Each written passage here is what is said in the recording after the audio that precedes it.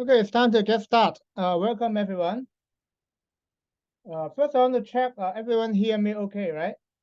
And you can see my presentation, right?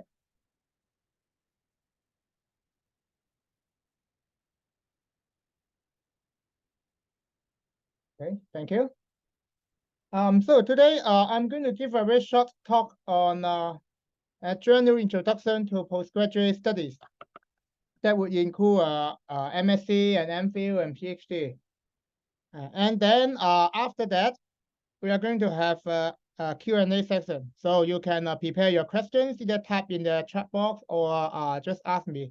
Use full microphone, okay? Also, this this presentation will be recorded so that that will be put on the department webpage for later use. And you can always go back to review this later. Okay, when we are talking about postgraduate studies, there are typically two types. The first one is called Taught Postgraduate, TPG, okay? That's mostly course-based. It means that you take courses just as undergraduate, and then you go through exam. And typically, you pay a tuition fee, just like undergraduate. And some examples would be Master of Science. For example, our department offers a Master of Science program in physics. And then the other type of postgraduate study is research postgraduate, like MPhil or PhD programs. Those are research-based. It means that you may do some courses, but mostly you work on a research topic with a supervisor. And then at the end of your study, you have to submit a thesis and go through an oral defense. Okay. The main difference between TPG and RPG is that usually the research postgraduate, you get paid. You get some stipend. Okay. That would be enough to cover your cost of living and the tuition fee. Okay. Some examples would be the MPhil and PhD program, for example. Okay. These two are the most typical programs around. Okay, before you consider postgraduate study, I guess the first question you may want to ask is, why do we study postgraduate? Okay, is that suitable for me? So we invest some time, a few years to do it. Usually, Touch postgraduate, those are MSc programs, Master of Science programs. They often offer some practical knowledge. Those could be usually most commonly they are related to work or industrial related career. So once you graduate, you get a master degree, you look for a job in the related field. Okay, but sometimes it may also help you to do other research postgraduate studies. For example, a master of physics like that. Some students will study master of physics first and then do an MPhil or PhD later.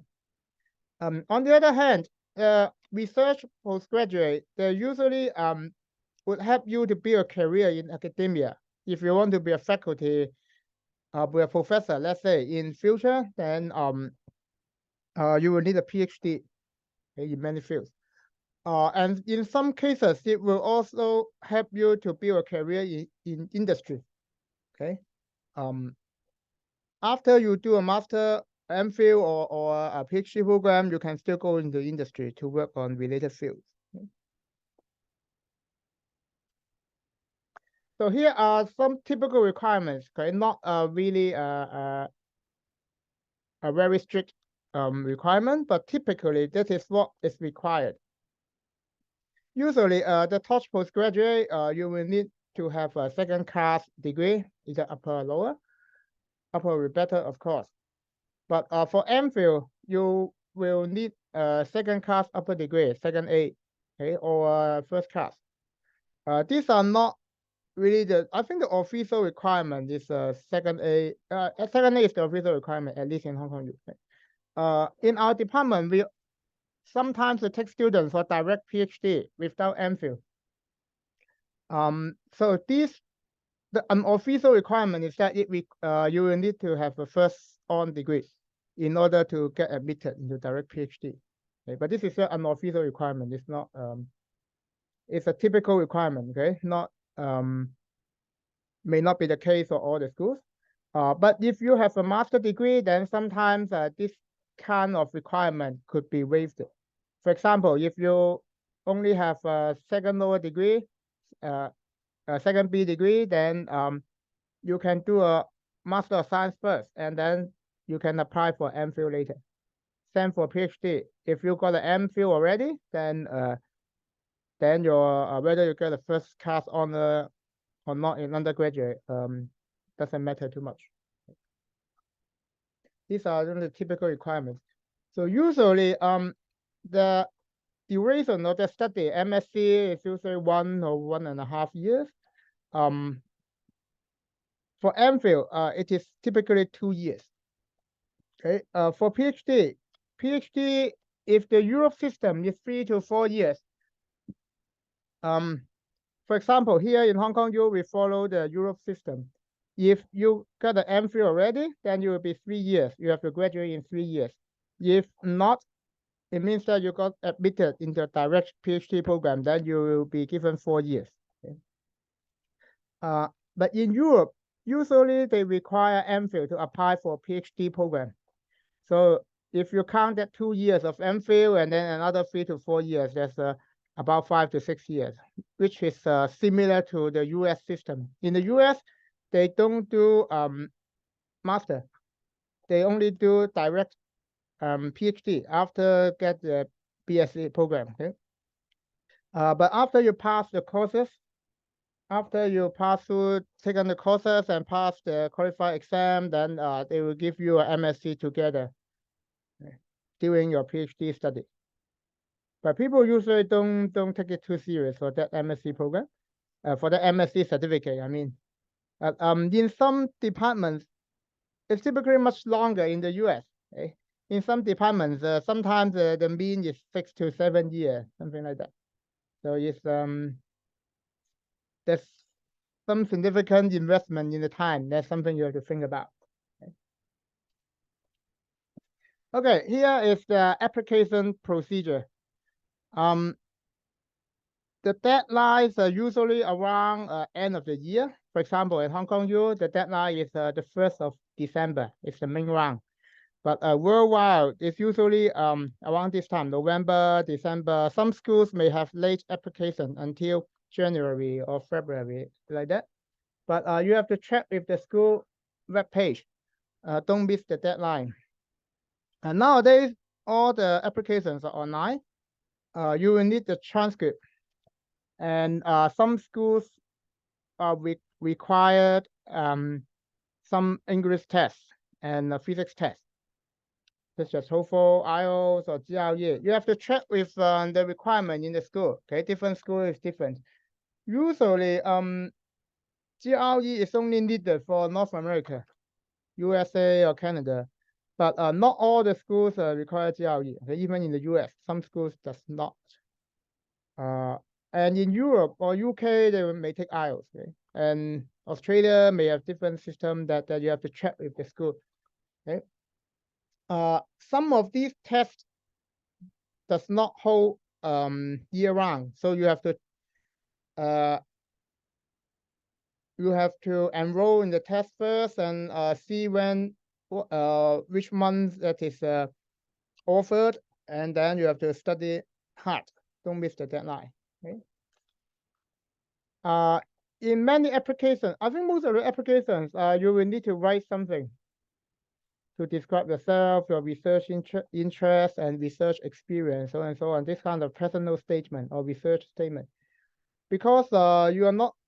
They don't expect you to have lots of research experience, so you may not need to come up with a research topic. It's okay. It's great if you have some idea of what you would like to do already. That's fine. Otherwise, just some very general idea of what you're going to do in the future is also fine. You don't need to have a very specific research topic like that. Oh, and you also need to prepare 3 reference letters. You need to ask your professors, better to be your research supervisors or someone who can comment on your research ability. Because if you apply for MPhil or PhD, then they will focus on your research ability. Okay. Yeah, you can ask some course teachers to write for you, but it cannot be all 3 letters. Otherwise, they can only comment on your academic performance. Okay. What people are really looking for would be your research ability. Okay? So it means that you should participate in some research and get familiar with research supervisors, at least 1 or 2 research supervisors, so that they can comment on your research performance.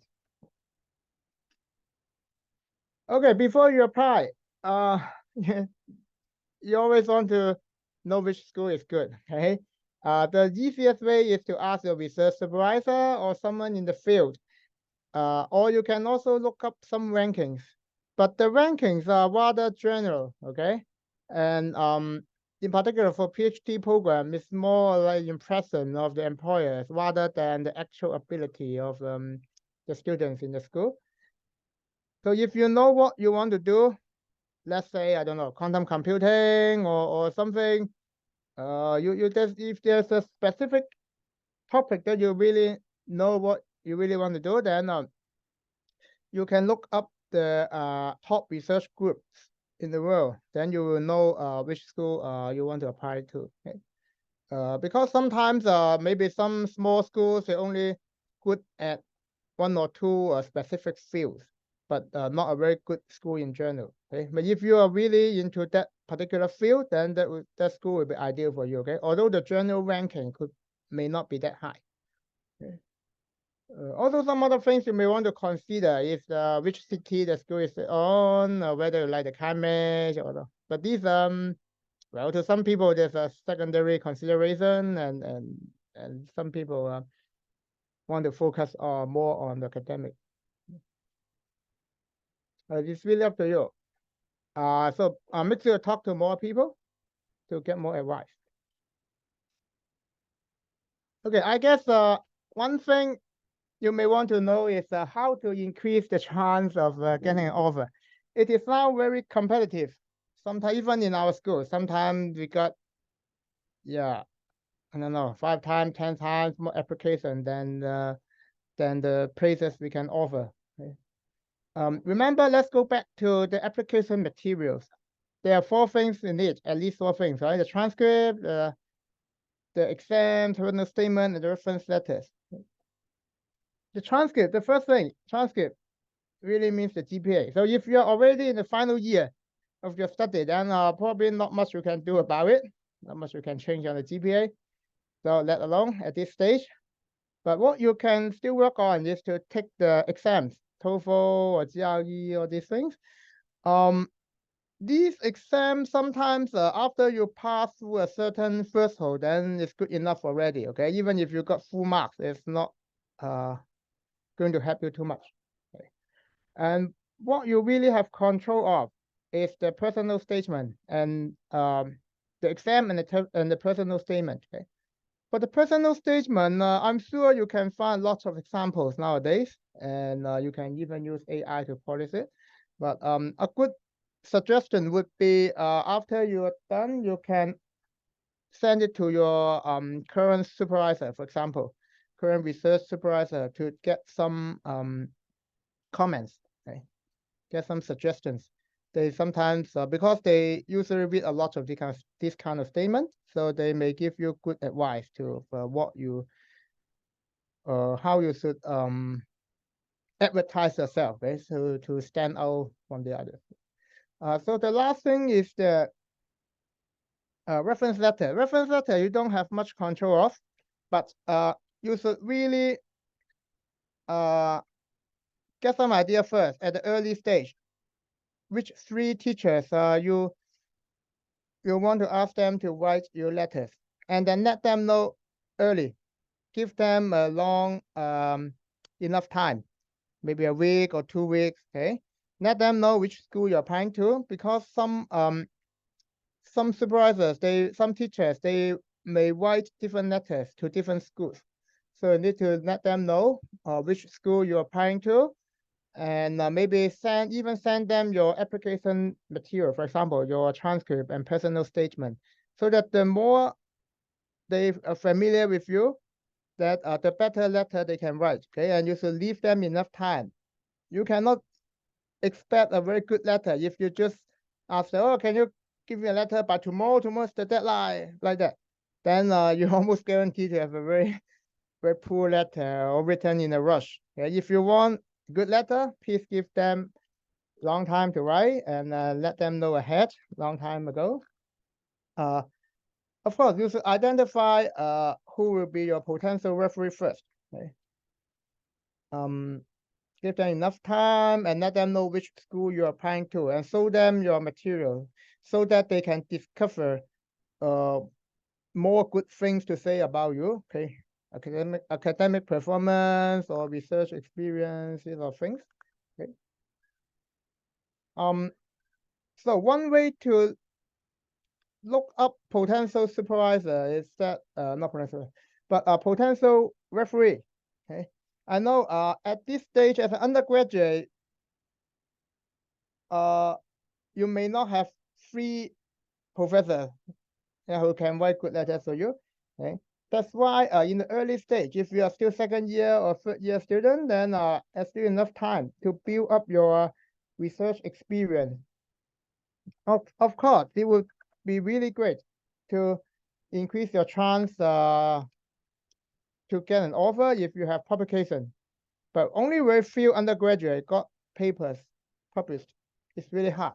Okay. Another way to have more exposure on research is to join the ORF, the Overseas Research Scheme, and even SRF, and the Overseas Exchange, and even summer school or conferences. So get to know more people and join more different research groups so that you have more research supervisors to write you letters. Okay. And there are some examples that I know some students before. They went overseas exchange, and then they stayed there behind for the ORF, okay, Overseas Research Scheme. And after that, the research group there really liked him, and then he just got admitted. He just got an offer after, of course, he come back to finish his last year, final year study, and then he applied to that school and got admitted. Okay, because he built a connection with the research group already, and people know he's working hard, he has good research potential, then they're willing to give me a chance to take him as a PhD. Okay, so you see this kind of opportunities is really exist. That's why you should really, if you really want to do postgraduate study in research, then it's a really increase your research experience. Okay, and this will also help you build a strong with personal statement. Also making connections. Even if you are not doing research overseas, let's say if you go overseas exchange or go to summer school or conferences, then you know more people. Okay, let them know or let them know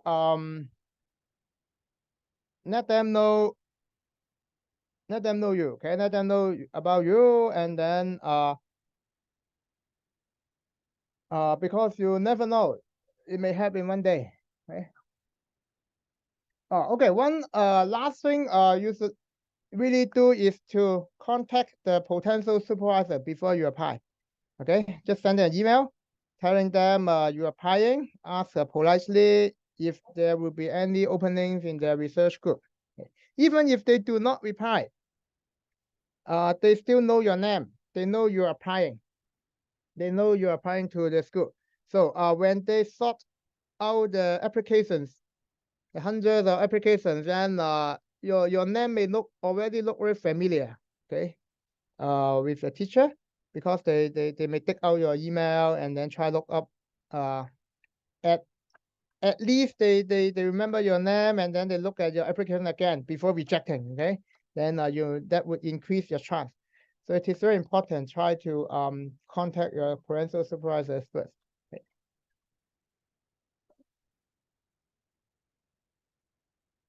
Okay, this is my last slide. Just some final advice. You should always plan ahead.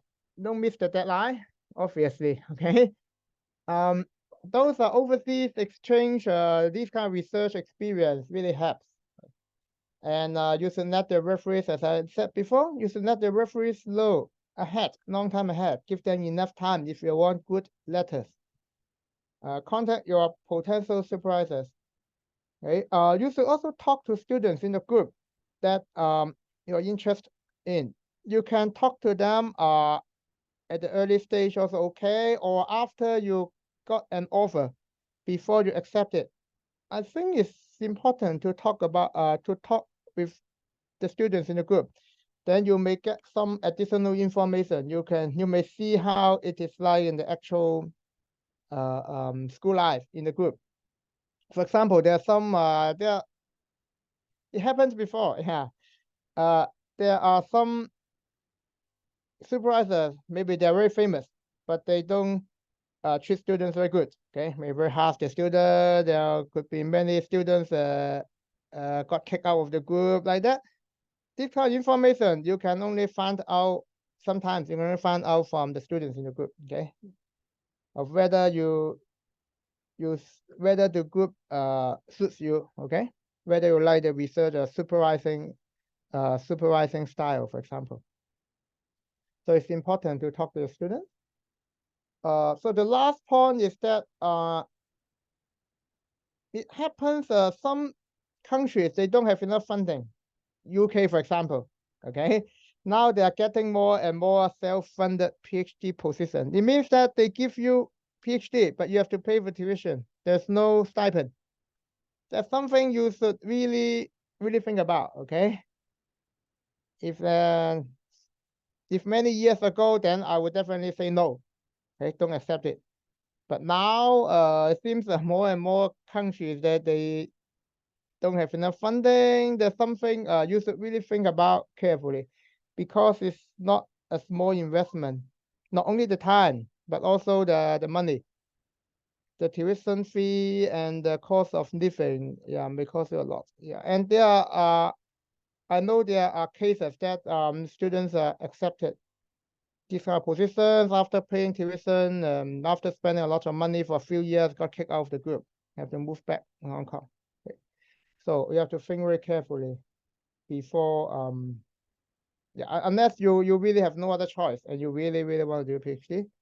Okay, that would be my last piece of advice. So I think I will stop here and I can take some questions. Okay. Okay, we already have a few questions. We have one in the chat box. Let's say yeah, or the GPA. The GPA thing, it depends on the school. The question is whether the GPA counts the overall GPA or only for the major courses. Okay. It really depends on schools. Okay. Some schools apply a uniform cut. But some may only look at the majors. But of course, given that if your overall GPA cannot be too low, okay, then you can highlight in your statement. For example, if you got a very good GPA in your major courses, but overall is not as good, then you can highlight and say, oh, I got an all A in all the advanced courses like that. That's why I'm very good at physics, right? But I'm not good at the I don't know, Common Core or some other language courses. That's why my overall GPA does not as look as impressive like that. Okay, you may try to explain it like that, but some schools they may have a cut on the overall GPA. Okay, so I mean it cannot be too low after all.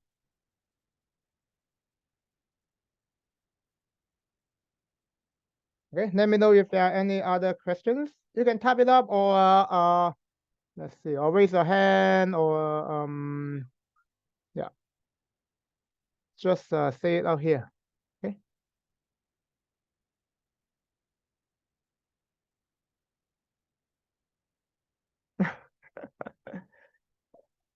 I have a question about the student life in the US.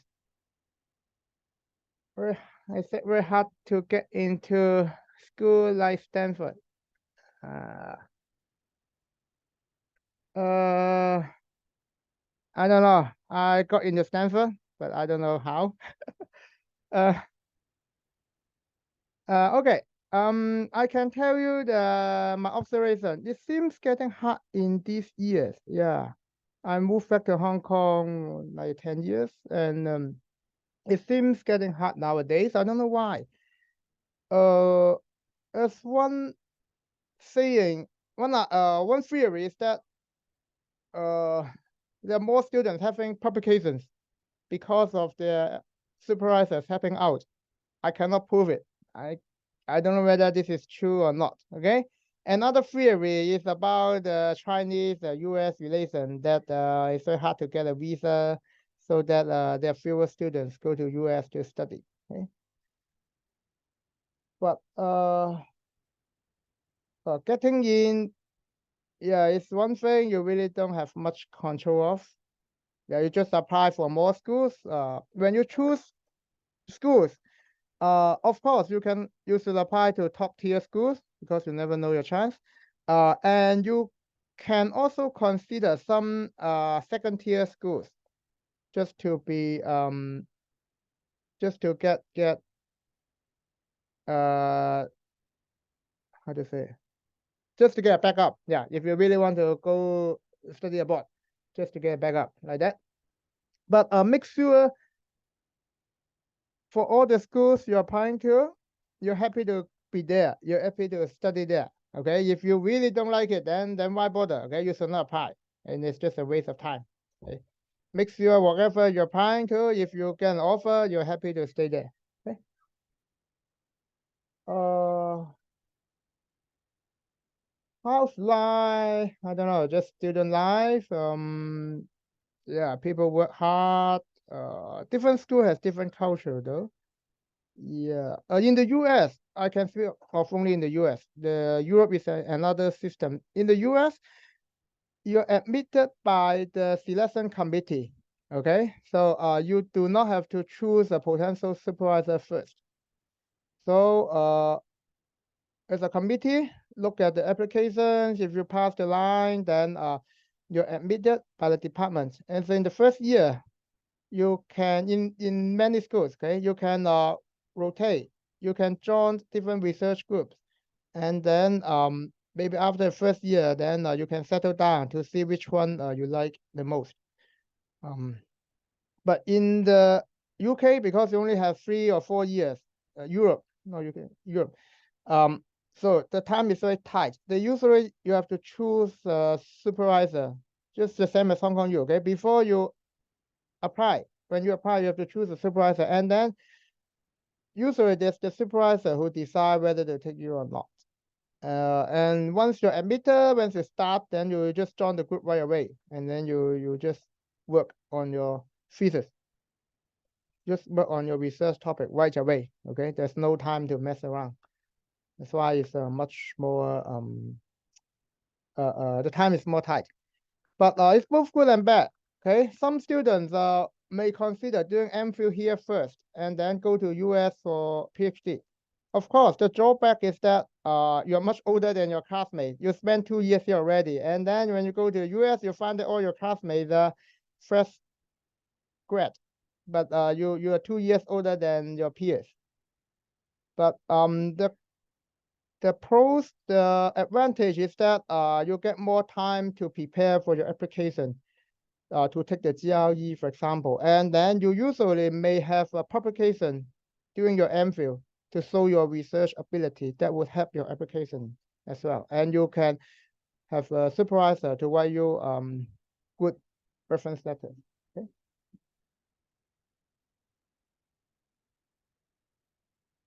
Okay, there's one question about will the science master class be considered as MPhil?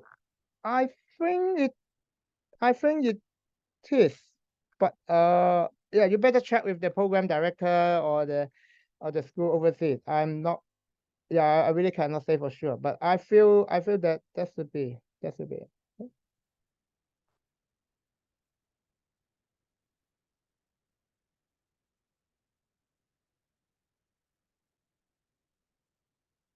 Thanks. Any other questions?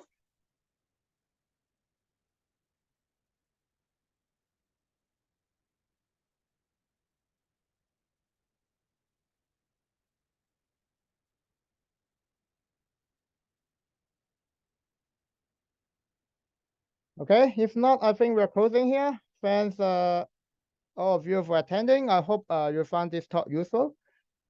Just to remind that the Hong Kong U deadline is coming up on December the 1st, if you are thinking to apply.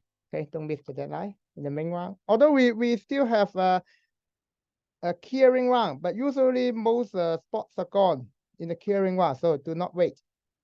I would suggest if you want to apply to Hong Kong U, then do it in the main round. Okay, please.